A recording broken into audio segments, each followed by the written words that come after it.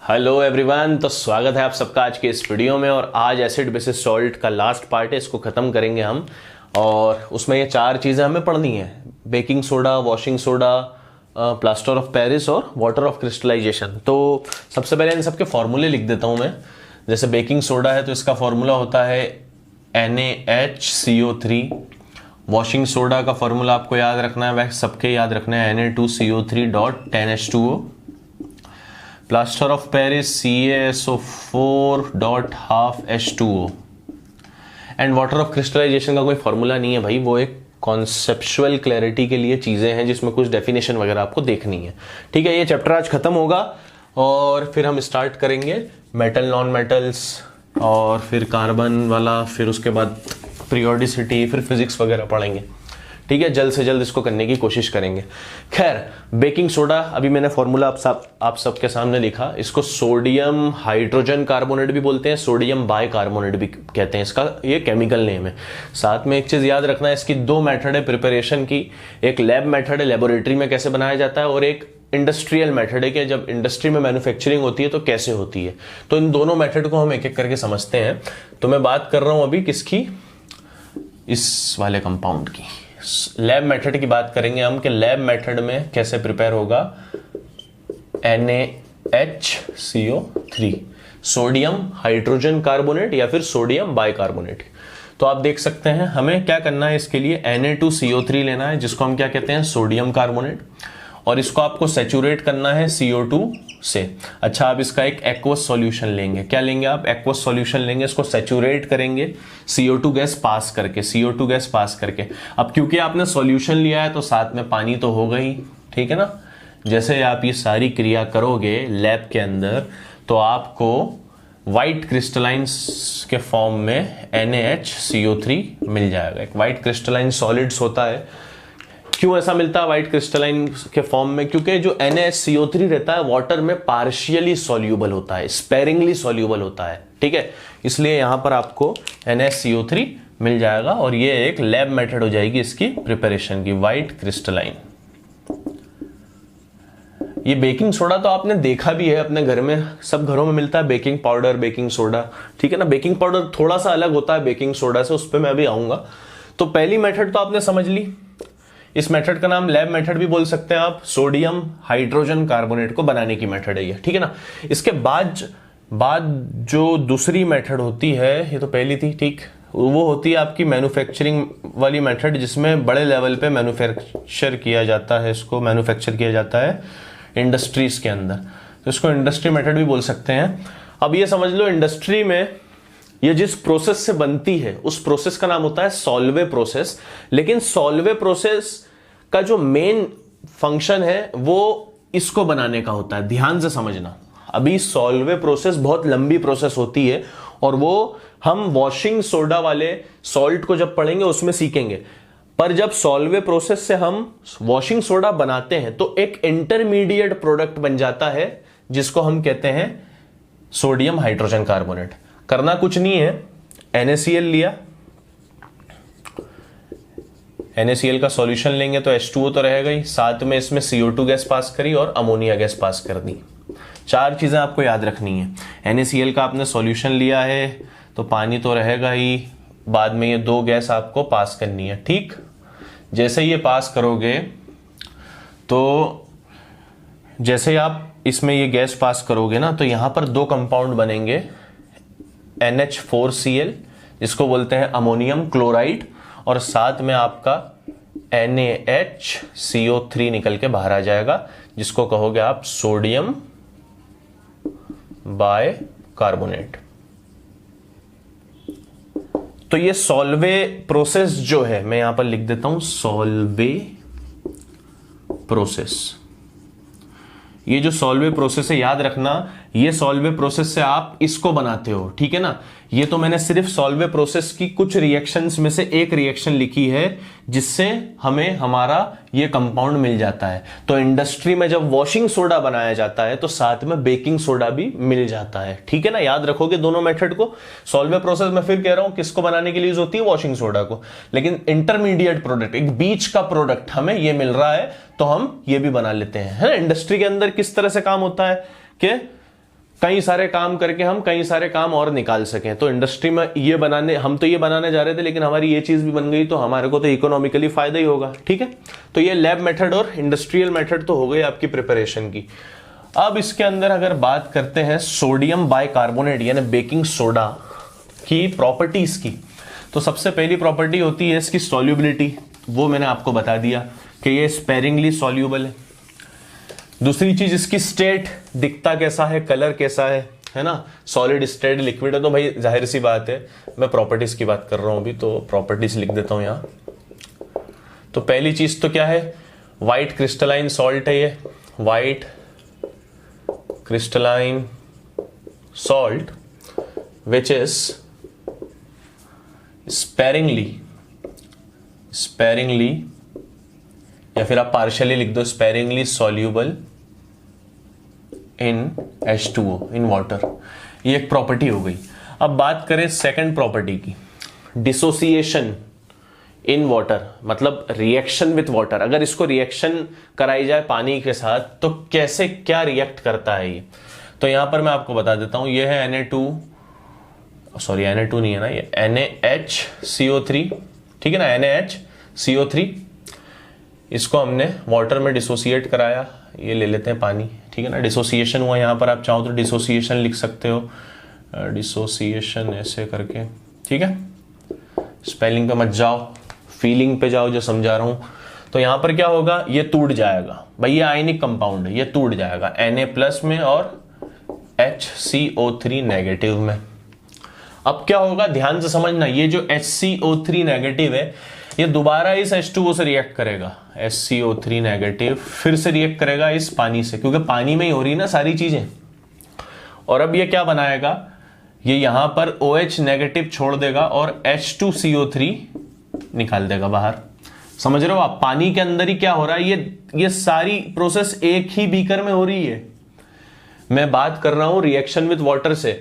तो जब मैं सोडियम बाइकार्बोनेट बेकिंग सोडा को वाटर में मिलाता हूं तो पहले तो वो इन आयंस में टूटता है, फिर बाद में क्या होता है, ये जो HCO3 है, ये जो बाइकार्बोनेट आयन है, ये पानी से फिर से रिएक्ट करके OH नेगेटिव छोड़ता है। और मैंने आपको बताया था कि जब कोई सॉल्ट, जब कोई सब्सटेंस वाटर में OH नेगेटिव छोड़ता है तो वो क्या होता है, बेस होता है।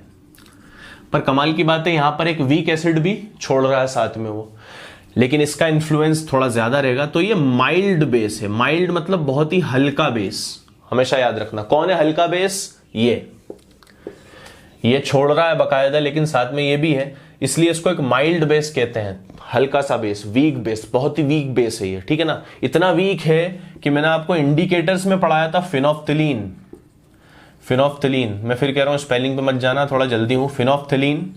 फिनोफ्थिलीन कलरलेस होता है न्यूट्रल सॉल्यूशन में, एसिडिक सॉल्यूशन में भी कलरलेस होता है, लेकिन जब फिनोफ्थिलीन में बेस को मिलाया जाता है ना तो फिनोफ्थिलीन का जो कलर होता है वो पिंक कलर हो जाता है। लेकिन जब तुम फिनोफ्थिलीन में इस बेस को मिलाओगे, ये एक बेस है लेकिन ये इतना वीक बेस है, इतना माइल्ड बेस है कि फिनोफ्थिलीन के कलर को ये चेंज ही नहीं करेगा, पिंक में लाएगा ही नहीं। समझ गए ना, रीजन आपको बता दिया मैंने। यहां पर जब पानी के साथ ये मिलता है तो OH नेगेटिव तो रिलीज कर रहा है, इसलिए तो माइल्ड बेस है, लेकिन साथ में ये भी तो आ गई ना, एक चीज आ गई H2CO3 जिसको हम कार्बोनिक एसिड बोलते हैं, ये भी बहुत ज्यादा वीक एसिड होता है।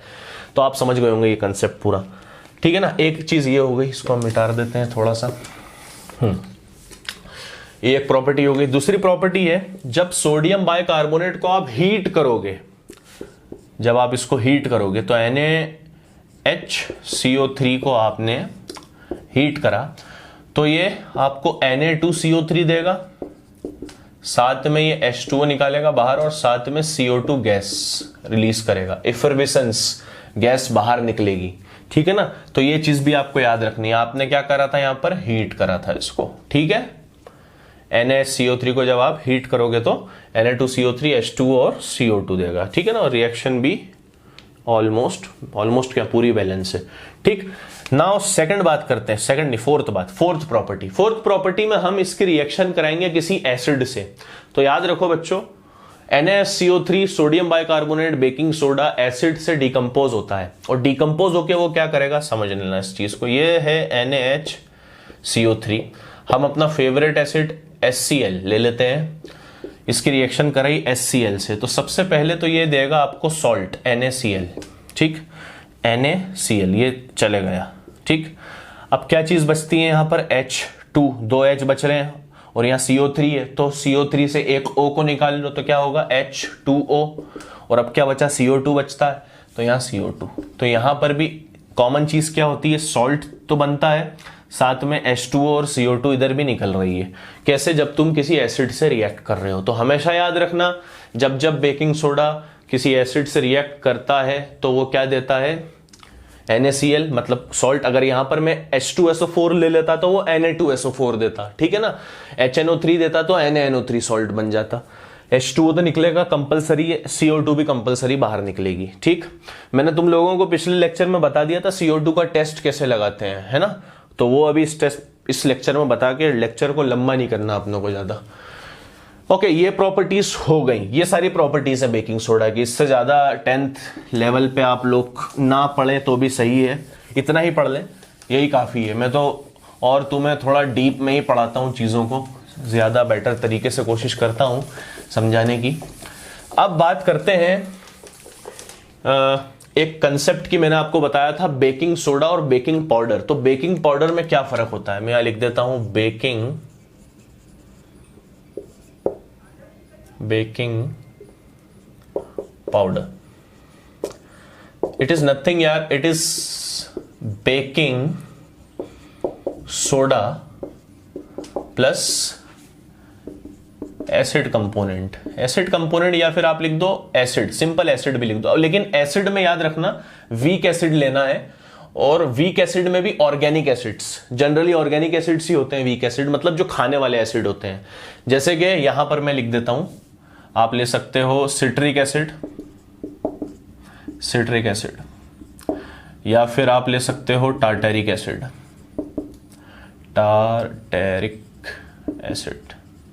Tartaric acid. अब समझ लो क्या है baking powder is the mixture of baking soda and citric acid, ऐसा लिख सकते हो आप।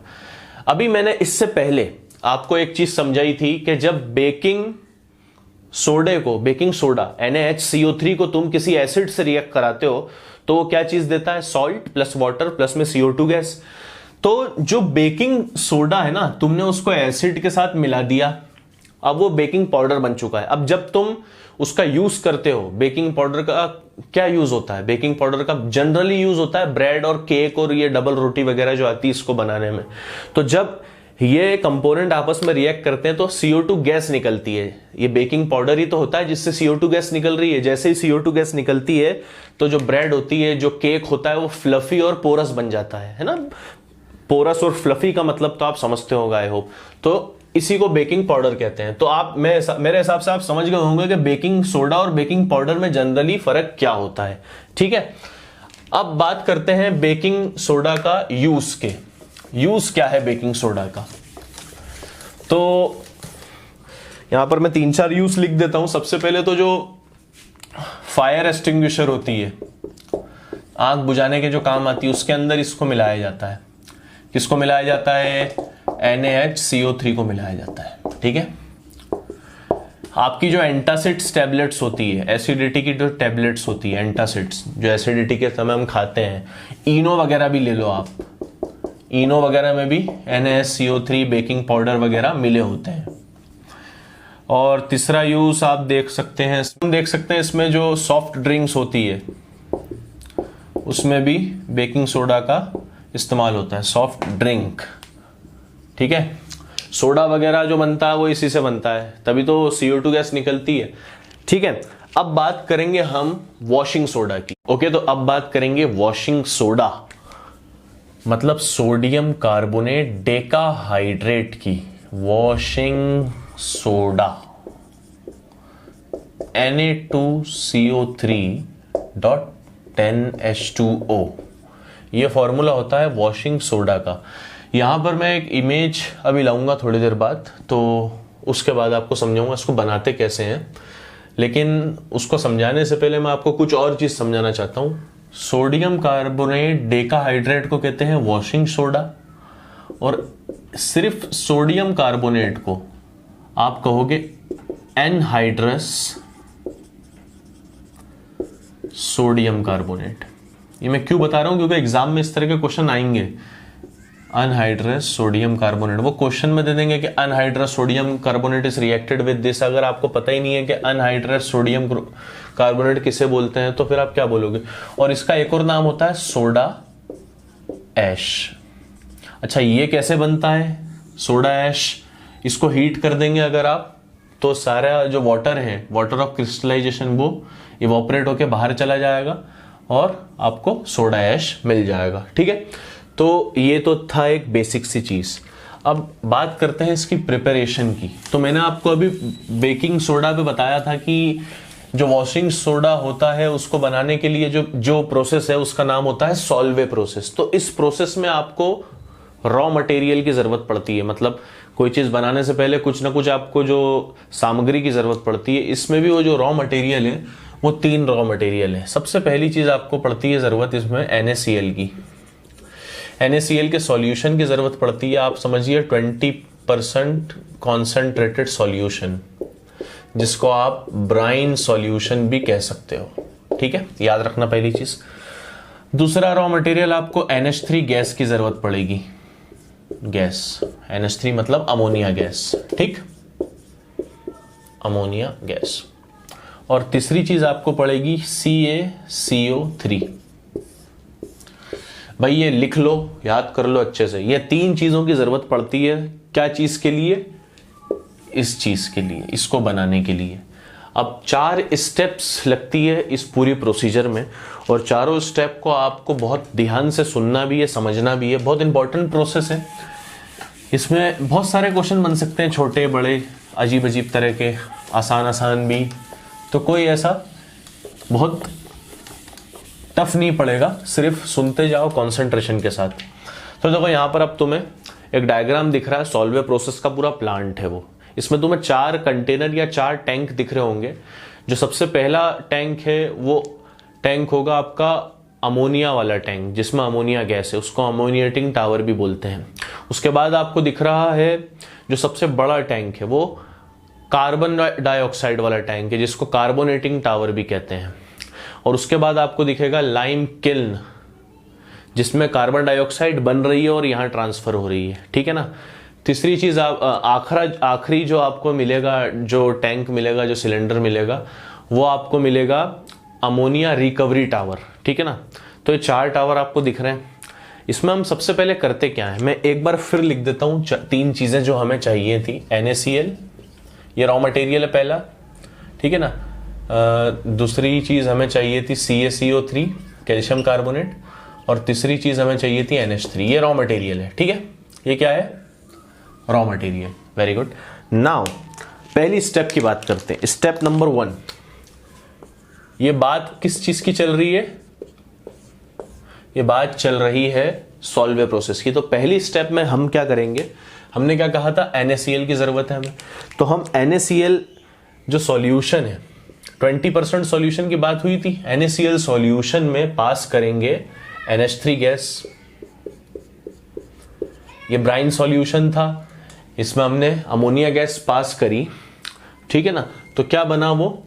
अमोनिएटेड ब्राइन कह सकते हो आप उसको, या अमोनिकल ब्राइन कह सकते हो। एक ऐसा सॉल्यूशन बन गया जिसको आप कह सकते हो अमोनिकल ब्राइन। ये जो है इतना पार्ट, ठीक है ना, इसको मैं मिटा देता हूं यहां तक। ऐसा ये इतना पार्ट आपका क्या बन गया? Ammoniacal brine. Now listen me carefully भाई। ये NaCl सॉल्यूशन था 20%, ब्राइन सॉल्यूशन था। NH3 गैस कहां पर बन रही थी? अमोनिएटिंग टावर, जो सबसे पहला सिलेंडर है, सही ना। जो आप अगर ऐसे देख रहे हो वीडियो, तो आपके शायद लेफ्ट में जो सबसे पहला वहां लिखा हुआ भी है डायग्राम पे, अमोनिएटिंग टावर से NH3 गैस बन रही थी। मैंने उसमें क्या डाल दिया? NaCl डाला, तो दोनों मिक्स हुए। ये दोनों मिक्स होके आप कहां जा रहे हैं? कार्बोनेटिंग टावर पे जा रहे हैं। तो कार्बोनेटिंग टावर पे जैसे ये शिफ्ट हो रहे हैं फिल्टर होके, तो वहां पर क्या हो रहा है? Carbon dioxide gas lime kiln, जो तीसरा टावर है, वहां से बन के आ रही है। अच्छा, कार्बन डाइऑक्साइड गैस बन कैसे रही है? तो यहां बीच में बता रहा हूं, ये जो कैल्शियम कार्बोनेट लिया था, ये पहली स्टेप का ही पार्ट है। पहली स्टेप में 2-3 रिएक्शन आएगी, 2 रिएक्शन है। जो CaCO3 लिया था ना तुमने, इसको आपने क्या करा? हीट करा, और यहां CaO बना प्लस में CO2। तो ये जो CO2 वाली रिएक्शन है, ये CO2 बाहर निकली, ये जो चीज हो रही है ये कहां पर हो रही है? आपके लाइम किल्न में, है ना। ये तीसरे नंबर का आपका टावर है जहां पर CO2 बन रही है। CO2 वहां से बन के सेकंड वाले टावर पे आ रही है, कार्बोनेटिंग टावर पे, और इससे जाके मिल रही है। ठीक, साथ में हमने इसका सॉल्यूशन लिया था, एक्वस सॉल्यूशन, तो पानी तो हमारे पास होगा ही, होगा ना भाई। ये सारी रिएक्शन जब होती है तो कार्बोनेटिंग टावर में ये पूरी रिएक्शन हो रही है, यूं समझिए आप। समझ गए पूरी बात को? नहीं समझ में आ रहा, वीडियो को फिर से बैक करो और फिर से देखो, ठीक है। ये रिएक्शन पूरी हो रही है, ये देखो, ये गैस है, ये गैस है, ये लिक्विड फॉर्म का है। तो जब ये रिएक्शन होती है तो दो चीजें मिलती हैं, NH4Cl साथ में NaHCO3। इसको आप क्या कहते हैं? Sodium bicarbonate. और इसको क्या कहते हैं? Ammonium chloride, ammonium chloride. ठीक है, अब समझना मेरी बात को। ये रिएक्शन अभी बेकिंग सोडा में आपने करी थी, बेकिंग सोडा बनाने के लिए मैंने बताया था सॉल्वे प्रोसेस का एक पार्ट, एक रिएक्शन में आपको कराऊंगा। तो ये बेकिंग सोडा हमें जितना हमें चाहिए रहता है हम ले लेते हैं, फिर जितना हमें बेकिंग सोडा चाहिए वो हमने ले लिया। अब जितना हमें वॉशिंग सोडा बनाना है तो उससे हम वॉशिंग सोडा बनाते हैं। अब यहां पर चल क्या रहा है देखो, ये रिएक्शन भी समझ में आ गई होगी, CO2 बनाने के लिए चाहिए थी, ये जो CO2 बन रही है ना यहां से, इसके लिए हमें चाहिए थी ये रिएक्शन, ठीक है ना। अब ये चीज हो गई, तो यहां पर क्या केस होगा? ये है व्हाइट क्रिस्टलाइन सॉलिड, ठीक है ना, व्हाइट सब्सटेंस है ये। मैंने आपको अभी बताया था बेकिंग सोडा जो होता है वो व्हाइट क्रिस्टलाइन सॉलिड होता है, और अभी बताया थोड़ी देर पहले ही मैंने वीडियो में शुरुआत में कि ये स्पेरिंगली सॉल्यूबल है, पार्शियली सॉल्यूबल है। तो इसका क्या होगा? PPT type, insoluble type, water के अंदर से बाहर आना शुरू हो जाएगा, ठीक है ना। तो ये एक सॉलिड फॉर्म में बाहर आएगा, और ये तो एक्वस सॉल्यूशन में ही है। तो हम क्या करेंगे? फिल्टर कर लेंगे। फिल्टर करेंगे तो फिल्टर में ये हमारे पास मिल जाएगा, और ये फिल्टरेट के तौर पे बाहर आ जाएगा। ये जो है NH4Cl, ध्यान से अभी सुन लो क्योंकि ये सब कनेक्ट होने वाली सारी चीजें। ये जो NH4Cl है इसको मैं भेज दूंगा कहां पर? अमोनिया रिकवरी टावर पे, सबसे आखिरी वाला टावर, अमोनिया रिकवरी टावर पे। क्यों भेजूंगा? क्योंकि इस NH4Cl से मैं अमोनिया गैस वापस बाहर निकालूंगा, ताकि जो पहला वाला टावर है वहां पर मुझे काम आ जाए अमोनिया बनाने के लिए। समझ में आ रही बात? तो इसका काम तो ये हो जाएगा। अब इसकी रिएक्शन भी देखेंगे हम। अब ये जो NaHCO3 है ये तो मैंने सूखा सूखा बाहर निकाल लिया क्योंकि स्पेरिंगली सॉल्यूबल था, ठीक है ना, वाटर से तो फिल्टर करके निकाला। इसको मैंने क्या करना है? सेकंड स्टेप की बात कर रहे हैं अब हम बात करेंगे स्टेप नंबर सेकंड। ये जो NaHCO3 है, NaHCO3, इसको आप हीट करोगे। जैसे ही आप इसको हीट करोगे तो आपको Na2CO3 मिलेगा। सही बात है, बिल्कुल मिलेगा। और साथ में वाटर बाहर आ जाएगा, ठीक है ना। तो ये जो Na2CO3 मिला है अभी हाल फिलहाल में, ये वो चीज नहीं है जो हमें चाहिए। हमें चाहिए क्या? हमें चाहिए वॉशिंग सोडा। अभी मैंने बताया Na2CO3.10H2O, मुझे तो इसकी जरूरत है। पर मेरे पास क्या आता है बन के? सोडा ऐश, ठीक है ना। क्या मिल रहा है मेरे को? Soda ash. तो मैं क्या करूंगा? स्टेप 3 लूंगा। स्टेप 3 में क्या करूंगा? ये जो सोडा ऐश है Na2CO3, इसकी रिएक्शन करूंगा वाटर के साथ। मतलब इसको वाटर में मिलाऊंगा, थोड़ा बहुत पानी में मिला के इसका एक सैचुरेटेड सॉल्यूशन बनाऊंगा। आप लोगों ने क्लास 9th में पढ़ा होगा सैचुरेटेड सॉल्यूशन और अनसैचुरेटेड सॉल्यूशन। तो ये लोग आपके लिए क्वेश्चन है कि आप मुझे बताओ सैचुरेटेड अनसैचुरेटेड में क्या फर्क होता है, ठीक है ना। इसका जैसे ही एक सैचुरेटेड सॉल्यूशन बनेगा तो ये बन जाएगा Na2CO3 एक्वस सॉल्यूशन में बन गया मेरे पास, ठीक है ना। समझना आप ध्यान से पूरी कहानी। उसके बाद इसका मैं कराऊंगा क्रिस्टलाइजेशन। क्या करूंगा मैं? क्रिस्टलाइजेशन। जैसे ही क्रिस्टलाइजेशन करूंगा तो यहां पर अब मेरे को मिलेगी चीज Na2CO3.10H2O। ये बन गया साहब मेरा वॉशिंग सोडा। बना कि नहीं बना वॉशिंग सोडा। अब बात करते हैं, जो हमारा पर्पस था वो तो पूरा हो गया। मैंने आपको कहा था कि ये जो अमोनियम क्लोराइड है, मैंने इसको कहां भेज दिया था, अमोनिया रिकवरी टावर में, और मेरे पास एक ये चीज भी निकल के सामने आई थी, ठीक है ना, मेरे पास ढक्कन गिर गया था यार, मेरे पास ये चीज भी निकल के सामने आई थी, क्या, CaO। तो देखो ये तो चले जा रही है वहां पर, अमोनियम क्लोराइड को हमने वहां भेजा। अब इसके जरिए से हम बनाएंगे क्या, अमोनिया गैस। कैसे बनाएंगे, तो स्टेप 4 मैं यहां लिख रहा हूं, ये आखिरी स्टेप है। देखो यहां पर क्या होगा, जो CaO है, CaO की रिएक्शन में करा दूंगा, इधर से जो निकला था CO स्टेप 1 से, CaO की रिएक्शन में कराऊंगा किससे, H2O से, तो मुझे क्या मिलेगा, CaOH होल ट्वाइस। इसको बोलते हैं क्विक लाइम, इसको बोलते हैं slaked lime. Quick lime, slaked lime, मैं लिख देता हूं, ये है क्या, क्विक लाइम। याद रखो ये जो नाम है ना, कॉमन नेम, मैं यूं ही बेकार में नहीं पढ़ा रहा हूं आप लोगों को ये, और ये है स्लेक्ड लाइम। सारे नेम याद रखने हैं आपको, ठीक है, ये लाइम। अब ये जो कैल्शियम हाइड्रोक्साइड बना है, इससे इस कैल्शियम हाइड्रोक्साइड की रिएक्शन में करा दूंगा अमोनिया रिकवरी टावर में। ये जो कैल्शियम हाइड्रोक्साइड बना है, इसको मैं अमोनिया रिकवरी टावर में डालूंगा। मैंने इसको भी डाल दिया था। तो ये जो स्टेप 4 है उसका ही ये वाला पार्ट है अभी, मतलब सेकंड रिएक्शन है ना। तो ये स्टेप 4 की ही सेकंड रिएक्शन है, ऐसा लिख देता हूं। क्या रिएक्शन है यहां देख लो आप। यहां पर क्या होगा, मेरे पास है NH4Cl प्लस में CaOH होल ट्वाइस। इसकी रिएक्शन जब मैं कराऊंगा, अब इसकी रिएक्शन कैसी है, बॉइल कराना है इन दोनों को हमें अच्छे से। तो यहां पर मुझे मिल जाएगी NH3 गैस, साथ में हमें क्या मिलेगा यहाँ, CaCl2, और साथ में हमें यहां पर मिल जाएगा पानी H2O। तो भाई साहब ये रिएक्शन भी आपको याद रखनी है। अब एक और चीज याद रखो, ये जो अब ये रिएक्शन हो का रही है, ये रिएक्शन हो रही है अमोनिया रिकवरी टावर में।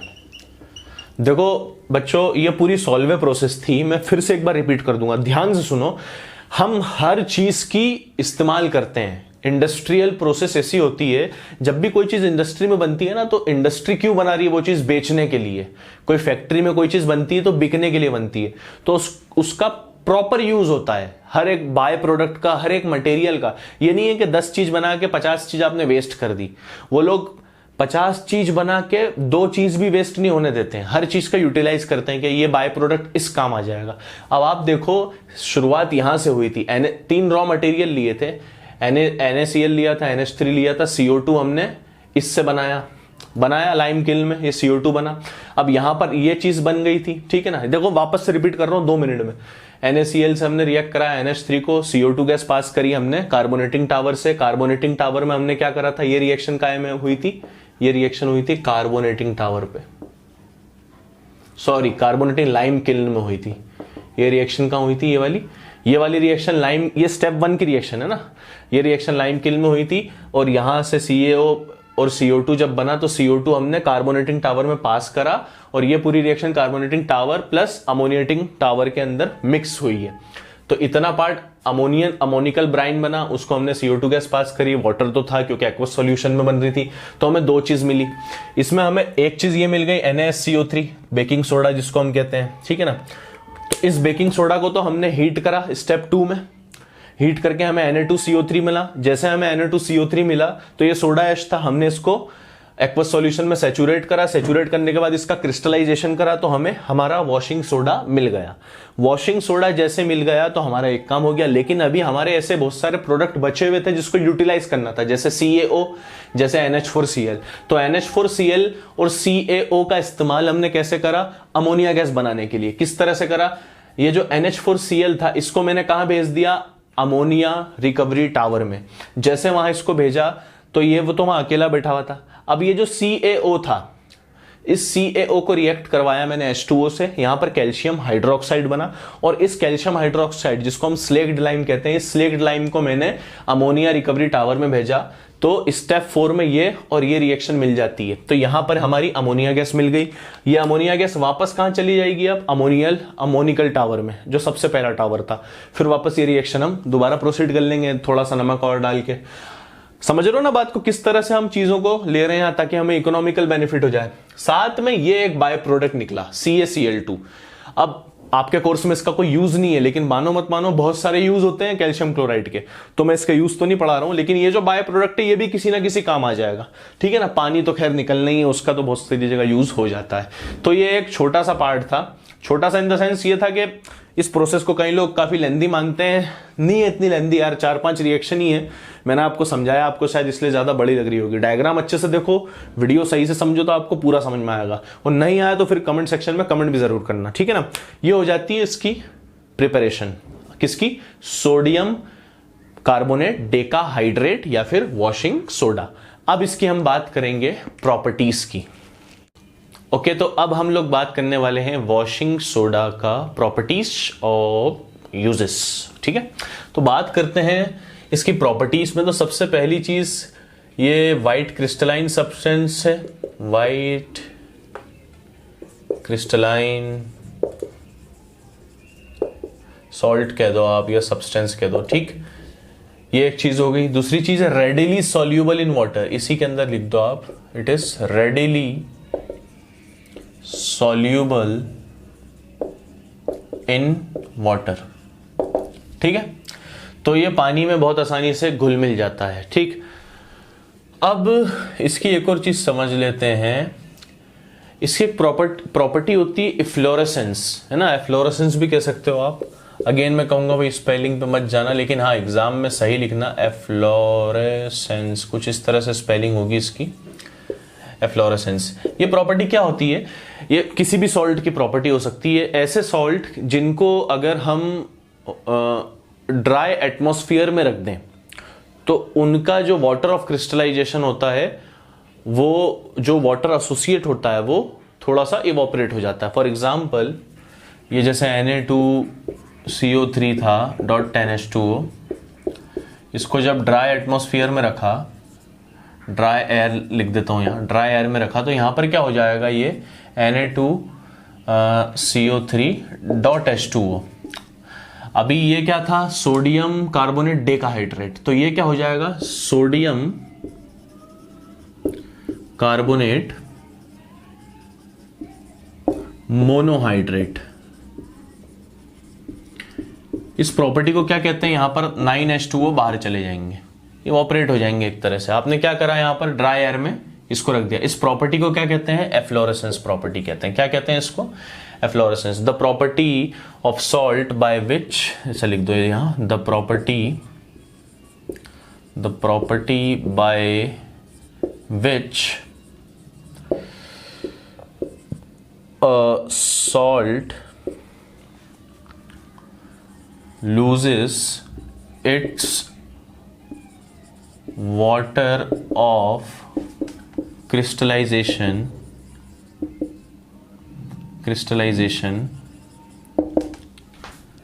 by the exposure of dry atmosphere is called efflorescence। क्या है स्पेलिंग इसकी, देख लो भैया, है ना, सही स्पेलिंग लिखते हैं, efflorescence। समझ गए, the property by which a salt loses its water of crystallization by the exposure of dry atmosphere is called efflorescence. और जो सॉल्ट ऐसा करते हैं उनको कहते हैं एफ्लोरेसेंट सॉल्ट। क्या कहेंगे, यहां पर कुछ नहीं होने वाला, बस ये एफ्लोरेसेंट हो जाएगा, एफ्लोरेसेंट सॉल्ट, मतलब एफ्लोरेसेंट भी बोल दो, एफ्लोरेसेंट सॉल्ट बोल दो, ठीक है ना। तो ये एक प्रॉपर्टी हो गई, मतलब दूसरी हो गई। इसके बाद एक और चीज होती है, इधर ही बता देता हूं आपको, हीटिंग। जब इसको आप हीट करोगे, किसको हीट करोगे, ये तीसरी प्रॉपर्टी यहां समझा देते हैं आपको। ये तो मैंने अभी बताया भी था थोड़ी देर पहले, मतलब इसको जब हीट करोगे तो यहां पर क्या होगा, 100 डिग्री पे हीट कर दोगे तो भाई पूरा ही इवोपरेट हो जाएगा जितना पानी है। तो यहां पर सीधा आपको क्या मिल जाएगा, सोडा ऐश, ये पानी गया बाहर, H2O, ये गैस के फॉर्म में, वेपर के फॉर्म में निकल गया और आपको ये सब्सटेंस मिल गया जिसको आप क्या बोलते हैं, सोडा एस या फिर सीधे सोडियम कार्बोनेट। ठीक है, ये एक चीज हो गई। एक और प्रॉपर्टी होती है इसकी, रिएक्शन विथ एसिड्स। एसिड्स के साथ जब रिएक्ट कराओगे आप इसको, तो जैसा बेकिंग सोडा के साथ हो रहा था ना, वैसा इसके साथ होगा। सोडा एश जैसे सोडियम कार्बोनेट है ना, अब हम सोडियम कार्बोनेट और सोडियम कार्बोनेट डेकाहाइड्रेट में ज्यादा तो अंतर होता नहीं, वाटर ऑफ क्रिस्टलाइजेशन का होता है, तो यहां पर मैं सोडियम कार्बोनेट ले रहा हूं। आप अगर उससे भी रिएक्ट कराते हो बेकिंग वॉशिंग सोडा से भी, तब भी यही रिएक्शन होनी है, बस H2O में थोड़ी सी इधर उधर की कहानी हो जाएगी। तो खैर ठीक है, मैं इधर से आप देखो, ये सोडियम कार्बोनेट को जब एसिड से रिएक्ट कराओगे तो ये एसिड डिकम्पोज हो जाएगा। ये एसिड क्या हो जाएगा, डिकम्पोज, और क्या बनाएगा, पहले तो सॉल्ट बनाएगा NaCl, तो 2NaCl बन जाएगा। साथ में हमारे पास क्या निकलेगा यहाँ पर, H2O, यहाँ पर क्या निकलेगा, H2O, और साथ में CO2 गैस इफरवेसेंस से बाहर निकल जाएगी। समझ में आ गई बात। तो एसिड के साथ, किसी भी एसिड के साथ, यहां पर अगर H2SO4 ले लूंगा तो वो Na2SO4 बना लेगा, H2O और CO2 गैस बाहर निकल जाएगी, इतनी आसानी के साथ। ठीक है ना। एक आखिरी प्रॉपर्टी होती है कि अगर इसको आप नॉन अल्कली, याद रखना है इसको, नॉन अल्कली मेटेलिक सॉल्ट के साथ रिएक्ट करा दो, मेटेलिक सॉल्ट के साथ रिएक्ट कराओगे तो ये पीपीटी बनाएगा, फॉर्मेशन ऑफ पीपीटी फॉर्म्ड। ठीक है, अब पीपीटी कैसे बनाएगा, देखो नॉन अल्कली मेटेलिक सॉल्ट बोला, तो नॉन अल्कली मतलब पोटेशियम के सॉल्ट आपको नहीं लेने हैं और सोडियम के सॉल्ट आप नहीं लोगे, आप ले लो मैग्नीशियम का सॉल्ट ले लो आप।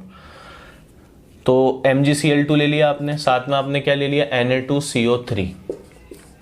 जब आप ये लोगे तो यहाँ पर डबल डिस्प्लेसमेंट रिएक्शन हो रही है, आप देखो ये जो है इसको रिप्लेस कर देगा, तो यहाँ बन जाएगा आपका NaCl। अब NaCl का तो कभी पीपीटी बन ही नहीं सकता, अब क्या बचा यहाँ Mg और CO3, तो यहाँ पर क्या बन जाएगा, MgCO3, तो ये पीपीटी फॉर्मेशन हो जाएगा। समझ रहे हो बात को, तो ये क्या हो जाएगा, पीपीटी फॉर्मेशन, मैग्नीशियम कार्बोनेट। तो कार्बोनेट पीपीटी जो बनेंगे वो काय के बनेंगे, कार्बोनेट के बनेंगे हमेशा, जब ये रिएक्ट करेगा किसी भी सॉल्ट के साथ, और वो पीपीटी के फॉर्म में बनेंगे। लेकिन शर्त क्या होगी, नॉन अल्कली मेटेलिक सॉल्ट होने चाहिए। ये प्रॉपर्टी होती है वॉशिंग सोडा की। ऑलमोस्ट सारी प्रॉपर्टी यहाँ पर जो 10th लेवल पे थी मैंने डिस्कस कर दी है। अब बात करते हैं यूज का। तो काफी सारे यूजेस हैं, मैं कुछ यहाँ पर आपके सामने बता देता हूँ। सबसे पहला यूज तो देखो, इसका नाम ही है वॉशिंग सोडा। तो वॉशिंग सोडा जब नाम ही रखा है तो भाई जाहिर सी बात है धोने धाने के तो काम आएगा ही है। तो यहाँ पर जो इसका पहला यूज होता है, आप लिख सकते हैं लॉन्ड्री में यूज होता है, ये लॉन्ड्री यूसेज के लिए यूज होता है वॉशिंग सोडा। सेकंड, जो सोडियम कार्बोनेट होता है जिसको हम सोडा ऐश कहते हैं, वो पेपर एंड पेंट इंडस्ट्री में यूज होता है, paper and paint industry.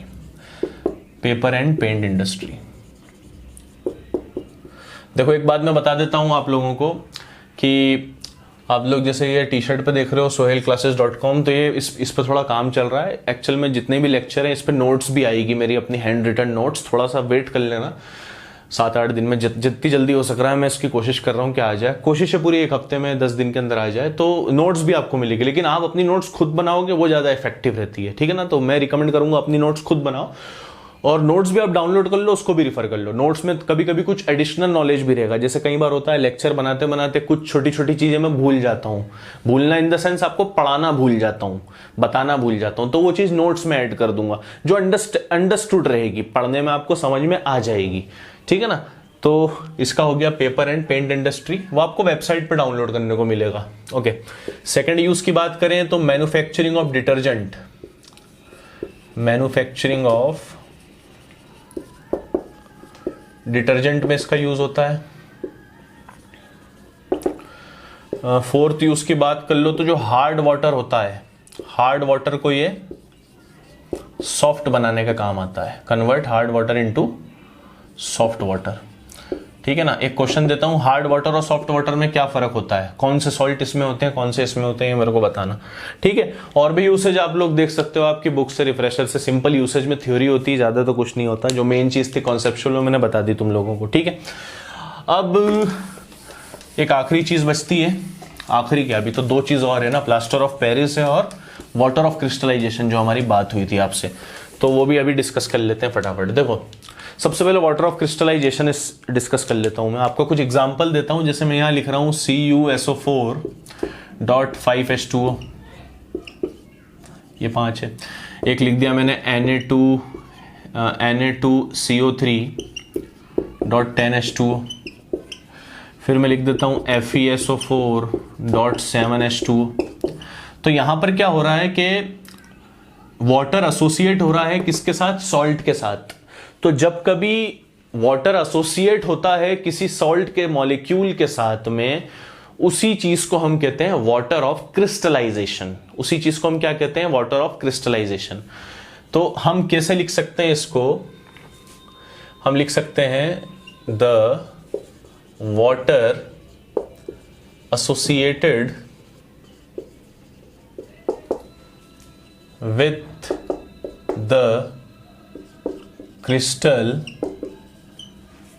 Bracket में लिख लो, और molecule of any salt is called water of crystallization, is called water of crystallization।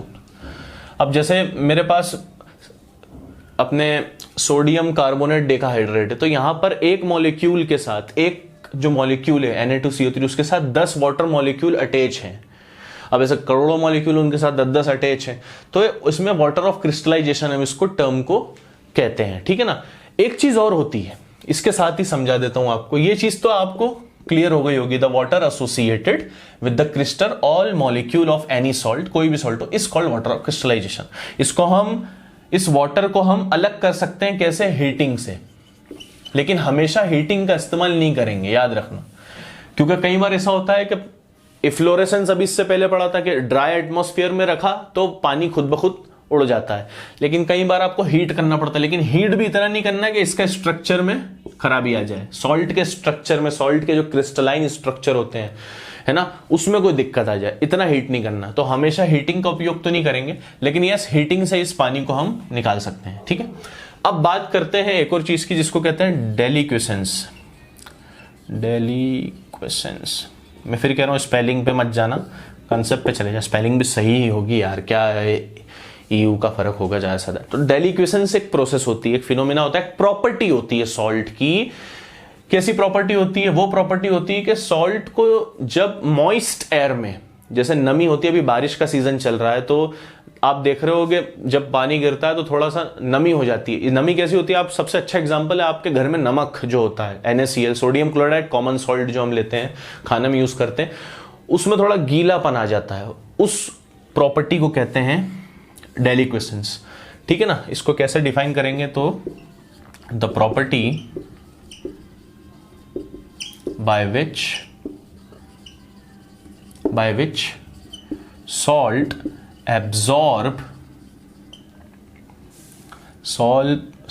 absorb moisture from air is called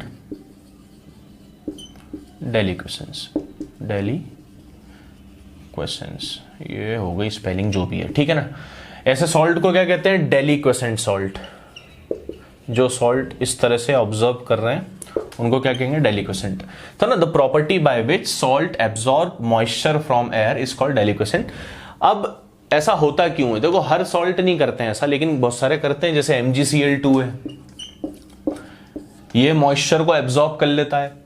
CaCl2 है, ये भी moisture को एब्जॉर्ब कर लेता है। ध्यान से सुनना मेरी बात को, लिख लेना, नोट कर लेना। मेरी हर बात नोट करने लायक होती है। मैं फालतू में आपको वो चीज नहीं कि नॉलेज बढ़ाने के लिए पढ़ा रहा हूं। नॉलेज तो आपको गेन होना ही होना है, लेकिन ये चीजें आपको एग्जाम में भी काम आएगी, ठीक है ना। तो देखो, NaCl जो होता है, NaCl एक्चुअल में वाटर को क्यों एब्जॉर्ब करता है? क्योंकि NaCl जो हमारे घर में होता है उसमें थोड़ी सी क्वांटिटी में ये सॉल्ट भी मिला हुआ होता है, MgCl2। ये MgCl2 जो होता है, ये डेलिक्वेसेंट सॉल्ट होता है एक्चुअल में। तो ये ऑब्जर्व कर लेता है थोड़ा सा मॉइस्चर, कहां से? पानी, एटमॉस्फेयर से। तो उस वजह से MgCl2, उस वजह से क्या होता है? इसमें नमी आ जाती नमक में, माइन्यूट क्वांटिटी में होता है तो वो हल्का सा ही गीला होता है ना, ठीक है। तो ये चीज हो गई आपकी दोनों, क्या, वाटर ऑफ क्रिस्टलाइजेशन और डेलिक्वेसेंस की प्रॉपर्टी, ये चीज भी समझानी थी। ओके, नाउ अब बात करते हैं प्लास्टर ऑफ पेरिस की। उसको तो बहुत ही छोटा टॉपिक है यार, कुछ ज्यादा उसमें है नहीं, तो वो अभी हल डिस्कस करके इस चैप्टर को स्वाहा करते हैं, खत्म खेल इसका, और फिर बहुत जल्दी आपको हम नया चैप्टर भी स्टार्ट करके दे देंगे। देखिए, प्लास्टर ऑफ पेरिस, POP, इसका फॉर्मूला होता है calcium sulphate half H2O, hemihydrate लिख देते हैं यहां पर, calcium sulphate hemi hydrate, hemi मतलब आधा, हाइड्रेट यानी हाफ, ओके, हाँ, हाइड्रेट यानी H2O, ठीक है ना। इसको बनाने के लिए हम किसका यूज करते हैं, जिप्सम का। उसका फॉर्मूला होता है CaSO4.2H2O। इसको क्या कहते हैं, जिप्सम, जिप्सम। कुछ नहीं करना, इसको हीट करना है 373 केल्विन पे, मतलब 100 डिग्री सेल्सियस पे। तो जैसे ही हीट करोगे तो क्या बन जाएगा यहां पर आपको, CaSO4.2H2O, और साथ में आपके बाहर आ जाएगा 3/2H2O, ठीक है ना। ये सिंपल मेथड हो गई आपकी किस चीज की, प्रिपरेशन की। ये हो गई आपकी प्रिपरेशन, ठीक, याद रखोगे। तो इसको क्या बोलते हैं, प्लास्टर ऑफ पेरिस, POP। क्यों ऐसा कहते हैं प्लास्टर ऑफ पेरिस, क्योंकि पेरिस में सबसे पहले यूज हुआ, नहीं, इसलिए नहीं। एक्चुअल में बड़ी मात्रा में मेनली जिप्सम जो है वो पेरिस में मिलता है। कहां मिलता है, पेरिस में, इसलिए इसको हम प्लास्टर ऑफ पेरिस कहते हैं, एक चीज। दूसरी चीज, ये 5000 साल से यूज हो रही है, लेकिन ये 5000 साल पहले कहां यूज होती थी, इजिप्ट में। तो प्लास्टर ऑफ इजिप्ट नहीं कहा जाता इसको, ठीक है ना। उस समय इतना ज्ञान इस तरह से ऑर्गेनाइज तो नहीं था, लेकिन इसको यूज करते थे। कहां से सबूत मिले, जो पिरामिड्स हैं, जो बड़े बड़े मॉन्यूमेंट्स हैं इजिप्ट के अंदर, मिस्र में जिसको हम कहते हैं, और जो क्या कहते हैं उसको, पिरामिड्स और पत्थर वगैरह, उसमें इन सब का बहुत सारा यूज हुआ है प्लास्टर ऑफ पेरिस का, तो वहां से पता चला, है ना। अब ये जो चीज होती है जिप्सम, ये बहुत हार्ड होता है, इसको हीट करेंगे तो ये निकल जाएगा और हमें ये white substance, white powder form में मिल जाएगा, क्या, CaSO4.2H2O। इसकी प्रॉपर्टी समझ लो, व्हाइट सब्सटेंस होता है, व्हाइट पाउडर, ऑर्डरलेस होता है, कोई इसमें बू मास नहीं होती, ठीक है। तो ये चीज हो गई इसकी प्रिपरेशन। अब इसके अलावा और इसमें कुछ है नहीं, एक चीज और समझ लेना, इसको ज्यादा हीट नहीं करते, we have to control the temperature. Otherwise क्या होता है ना, we have to control the temperature, otherwise ये होता है कि ज्यादा अगर हीट कर दिया इसको तो पूरा ही उड़ जाता है ये पानी, तो बचा ही क्या, फिर POP बनेगा ही नहीं ना, फॉर्मूले खत्म हो गया आपका। तो हीट को कंट्रोल्स करके आपको हीट करना है ताकि आपको ये POP मिले, नहीं तो बहुत ज्यादा हार्ड बन जाएगा कैल्शियम सल्फेट, और एकदम ही हार्ड बन गया, सेटिंग नहीं होगी तो फिर मजा ही नहीं आएगा। तो टेम्परेचर कंट्रोल के साथ, मतलब अगर 100 डिग्री सेल्सियस बोला है तो 100 डिग्री तक ही देना है, ठीक है ना। लिमिटेड अमाउंट ऑफ वाटर निकालना है हमें, पूरा नहीं निकालना। तो खैर ये तो बनते हैं फैक्ट्रियों में, घर पे तो तुम्हें बनाने नहीं, याद रखो, बट टेम्परेचर कंट्रोल करना है, ठीक है। यूजेस इसके याद रखना, कई बार क्वेश्चन में यूजेस आ जाते हैं। सबसे जो प्रचलित यूज है इसका वो होता है जब हड्डी फ्रैक्चर होती है हमारी किसी की भी, तो उसमें जो प्लास्टर चढ़ता है वो प्लास्टर POP का ही बनता है, ठीक है ना। POP से वो जो डॉक्टर प्लास्टर बनाते हैं वाटर में डाल के, वो पूरा के पूरा फिर चढ़ता है, ठीक है। तो इसमें हम यहाँ लिख सकते हैं पहला यूज इसका फ्रैक्चर्ड बोन के लिए, फ्रैक्चर्ड बोन्स में यूज होता है। मैं सिर्फ देखो कीवर्ड्स लिख रहा हूं, आपको खुद बना के लिखना। अब वो पूछ ले आपसे एग्जाम में कि what are the uses of POP, then you will not write fractured bones, है ना। वो तो बिल्कुल गलत हो जाएगा ना, वो एग्जामिनर तो सोचेगा फ्रैक्चर्ड बोन्स क्या लिख रहा है, फ्रैक्चर्ड बोन्स के अंदर क्या डालोगे POP को, नहीं ना। तो आपको लिखना पड़ेगा for making the plasters of fractured bones, या इस तरह से जो भी है, ठीक है ना। मैं तो सिर्फ कीवर्ड्स लिख रहा हूं, आप उसको समझ लेना, अपनी नोट्स खुद बना लेना वीडियो पॉज करके। सेकंड यूज देखोगे तो टॉयज बनाने के काम आता है। ये टॉयज हैं, साथ में जो डेकोरेटिव आइटम्स होते हैं, डेकोरेटिव आइटम्स, और क्या कहते हैं ना उसको, वो मॉन्यूमेंट्स होते हैं, मूर्ति वगैरह, तो उनके भी काम आ जाता है। आप लिख सकते हो यहाँ मॉन्यूमेंट्स, और मिलते भी हैं यार बहुत पुरानी, अगर अभी भी जाओगे तो काफी ज्यादा आपको इसका यूज तो अभी भी करने को मिलता ही है। उसके अलावा जो तीसरा यूज आप समझ लो, सीलिंग ऑफ एयर गैप्स, हवा को बंद करने के लिए जो हवा, जैसे कहीं किसी इंस्ट्रूमेंट के अंदर भी इसका हम यूज कर लेते हैं सीलिंग ऑफ एयर गैप्स के लिए, ठीक है ना। तो ये इसका यूज होता है, ठीक है। इसमें ज्यादा कुछ है नहीं पीओपी में, ठीक। इसकी सिंपल सी एक क्या कहते हैं प्रिपरेशन की प्रोसीजर, आपको कुछ नहीं करना, जिप्सम लेना है। अब चीजें क्या होती है, बच्चे भूल जाते हैं जिप्सम का फॉर्मूला क्या था, पीओपी का फॉर्मूला क्या था। बस यही एक अप्रोच रखनी एग्जाम में, और कुछ नहीं है। मैंने पूरा चैप्टर पढ़ा है, आप नोट्स बनाओ प्रॉपर वे में, एनसीईआरटी के क्वेश्चंस लगाओ, एनसीईआरटी एग्जाम्पल लगाओ, प्रीवियस ईयर के क्वेश्चन करो। मुझे मतलब पूरी उम्मीद भी है और एक चैलेंज भी है मेरा कि अगर वीडियो देखी आपने मेरी पूरी ध्यान से और नोट्स भी अच्छे से बनाई है प्रॉपर वे में, आप प्रीवियस ईयर का कोई भी क्वेश्चन उठा लो एसिड बेसिस सॉल्ट में, एक क्वेश्चन भी ऐसा नहीं होगा जो आप नहीं कर सकते। आपसे सारे क्वेश्चन बन जाएंगे। आप पिछले 10 साल के 20 साल के क्वेश्चन उठा लो, 10 साल के उठा लो, तो एक भी क्वेश्चन आप ऐसा है होगा ही नहीं जो आप नहीं कर सको। सब कुछ मैंने कवर किया है, बस आपको एक अप्रोच लगानी पड़ेगी कि ये इस तरह से होनी चाहिए, है ना। वो आपको खुद करके देखना पड़ेगा, ठीक है। इसमें एक प्रॉपर्टी होती है, इसका उल्टी रिएक्शन हो जाती है। मतलब कि क्या होता है मैं बता देता हूं, वो फिर खत्म करते हैं उसको, ठीक है। यूजेस तो आप समझ गए होंगे, और देख लेना, इसके यूजेस बहुत सारे होते हैं यार, है ना। ये सब चीजें थ्योरेटिकल होती है तो मैं इस पे ज्यादा तवज्जो नहीं देता हूं, लेकिन एग्जाम में आती हैं ये चीजें, है ना। पर जो चीज बच्चों के समझ में नहीं आती, इसलिए वो मैं थोड़ा सा आपको डिटेल में समझाने की कोशिश करता हूं। जैसे प्रॉपर्टीज के अंदर अगर मैं बात करूं तो एक ही प्रॉपर्टीज की ज्यादा आ जाती है कि अगर आपने पीओपी को वाटर में मिलाया तो क्या बन जाएगा, और कौन सी क्या बन जाएगा, जिप्सम बन जाएगा, और क्या बनेगा। बस यही चीज है, मतलब सीधे उसकी अपोजिट रिएक्शन हो जाती है, ठीक है। बाद में तुम लोग बैलेंस कर ही लेना इसको, ये हो जाएगी बैलेंस आपकी रिएक्शन।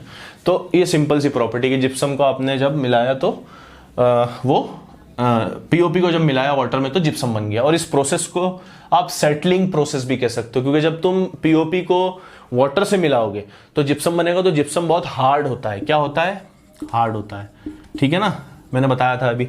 तो खैर ये पूरी कहानी थी आपकी एसिड बेसिस सॉल्ट की। मैं आपसे एक आखिरी क्वेश्चन पूछ रहा हूं, जो भी डाउट हो इस पूरे चैप्टर में आप लोग मुझे बता सकते हो, पूछ सकते हो, मुझसे कोई प्रॉब्लम नहीं है।